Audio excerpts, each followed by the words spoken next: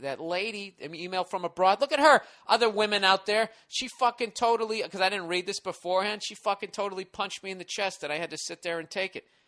More women should write in. Yes, you should. All right? Get out of the kitchen and start making emails. Making emails. Start writing emails. That really killed the momentum of that. You should have more. You should listen to my rant about a stay-at-home moms. Why you guys should stay at home. Just watching what you did, your natural instincts with Cleo, how you calmed it down, and then it was totally chill. And I was doing the typical thing, like if a kid's, like when I sucked in school, in high school. Mm-hmm. This is how my dad would motivate me. I would be sitting there watching TV, and he would just walk in the room and scream, "Study!"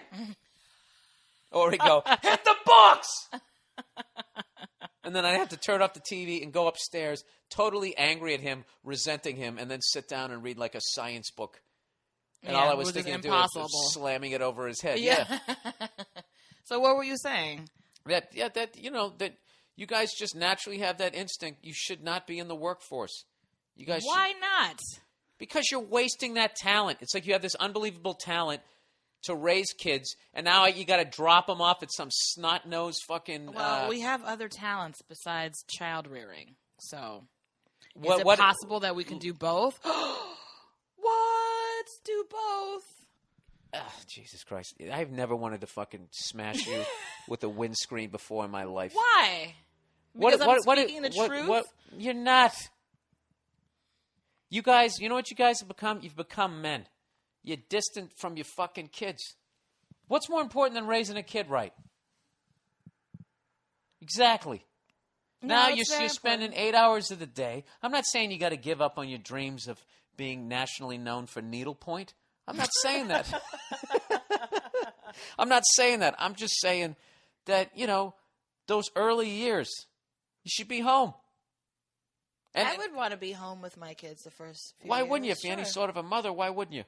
Well, because some women have to work, Bill. Some women don't have the option of staying home. I'm not giving them shit that they have to work. I'm just, if you suggest that women should stay home with kids, they look at you like you're some caveman. Well, because it's probably because back in the day, that was what was expected. That's all you do. That's all you're good for. So it brings back those feelings. Nah, you know what it was? I want to feel like I can do both. I can take care of my children, and I can have a career, and I can provide for my family. We want to feel like we can do it all, and it's harder and harder to do that. And yes, there's a certain wave of feminism that has hurt a woman's ability to sort of naturally follow her instinct because she feels like she's not living up to her full potential.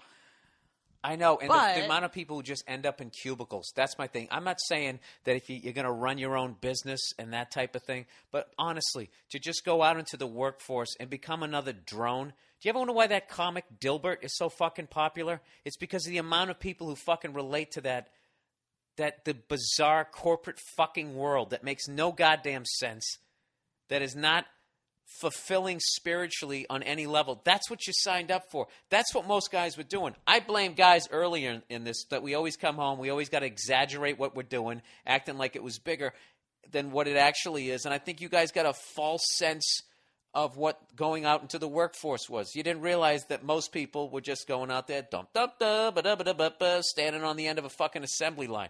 I don't think women were that naive to think that. Yeah, you had your faces in fucking. You were making oatmeal cookies. You didn't know what was going on. There was no internet. There was no Oprah. There was none of that shit. You had I Love Lucy.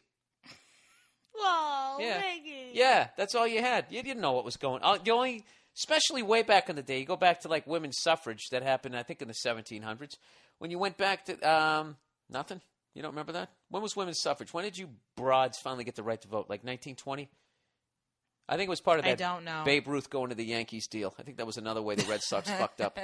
But your version of what went on in the world all came from your fucking husband. When he came home and he bought some $2 cigar and started chomping on it, acting like it was a Cuban. I think you're underestimating women's awareness of the real world back in the day. I think you're underestimating the lack of technology that existed back then. You don't need technology to understand how the world works. Really? Yes, really. People have been doing so let me it get for this straight. thousands of years. So you don't have a TV, you don't have a fucking radio, And so what, you thought women were just in a bubble? Like, I have no idea. I'm just in a house baking cookies and feeding children. You're at the end of a country road. I'm talking about these broads in the middle of nowhere who were like barefoot until they were 31. And then one day, the half-Indian guy who the white people let hang around made her some moccasins. It was like the happiest day of her life. Talking about her. She had no idea what it was like. Your version of history is hilarious. Down at the mill. Well, I'm sure there's my version of history. I watch the History Channel all the time. Thank you very much. Why don't you actually talk to your mother, who is of that generation who's from a small town? She wasn't. My mother My mother didn't have the right to vote. Well, no, I don't mean that. I'm talking about the beginning. But I mean, back in the days when she was younger and that sort of thing, she might be able to offer a better. You know what it is? I just find so many of the things that you guys talk about to be so childish and frivolous. Isn't that interesting? Because we feel the exact same way. A difficult time taking you seriously. That has been one of the biggest challenges of this relationship. Is when I look at you to not see you as the child that you are, and I have to keep reminding myself that you actually are an adult. That's one of the hardest things. You are an old man, and I've thought that from the beginning. You're an old, out-of-touch red beard. You know what? You went to the red beard well too many times.